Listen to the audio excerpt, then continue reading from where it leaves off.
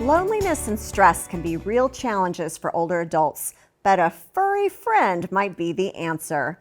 Research shows pets lower blood pressure, boost mood, and provide routine and purpose. Sam, how can a pet contribute to emotional and physical well-being at any age?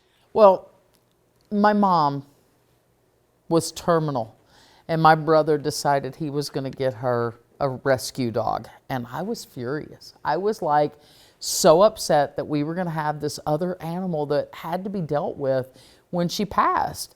And thank God it's the dog that I never wanted but can't live without now. I have her. But I said this to my mom, and she looked at me and she said, look, you're here 1 week a month. This dog's 365, 724. This is a companion that I have all the time. And so I watched her with this companionship and this purpose. It gave her purpose. It gave her something to do. It kept her up and moving to feed. So there's so many benefits that come, you know, just the getting to love something, but the feeling the value and the companionship. It's been studied. The University of Michigan did a study and said owning a pet equals positive mental health.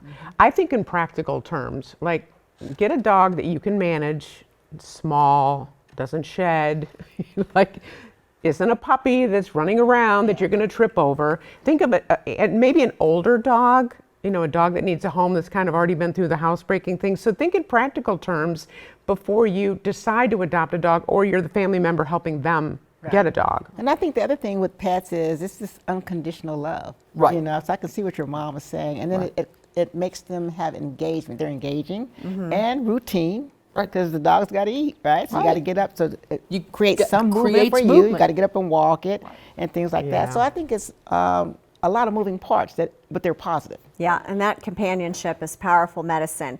Now, I really don't have an issue with people having a puppy because there's not much more joy than a puppy or a kitten, as long as, like you said, it's a good breed. And even within a litter, there's different energy levels. So pick one that isn't, you're not picking out by color, but maybe you're picking out by temperament, mood, energy. But you do have to be careful not to trip it over an active puppy Right. too. And What then I you've got to do the housebreaking. Yeah, you got to realize that you want to choose a pet that you can take care of on your worst day, not your best day. So if you can't manage the extra work that a puppy comes along with for the housebreaking, don't get a puppy. And we're talking kind of specifically about dogs, but let's not forget that our little furry cats are actually some of the easier pets to have. That's true. Because you're not taking them out, you're not taking them for walks. They're independent, they kind of take care of themselves, they bathe themselves. But if you're a little needy like me, you want the puppy or the dog kind of giving you something, you get a cat that's a little aloof, that's not going to work. What I noticed, when I walk my dogs, I meet so many people.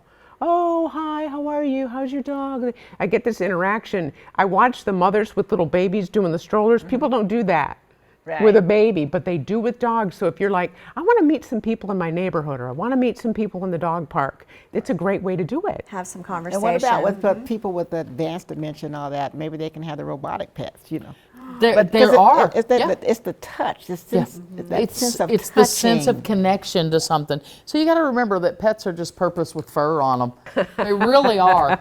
I know. And Speaking from all of us who have puppies, I love my animals, but you know, companionship should reduce stress, not add to it. Right. So don't pick a breed of a dog that's not going to be able to be passed on, and please make a plan for them. If you're going to go into the hospital, somebody that's going to be there to take care of them. You've got to have a plan for your pets too. Yeah, but a pet's going to help you with empathy, tenderness, emotional connection, and that'll help break the cycle of depression, isolation, and grief.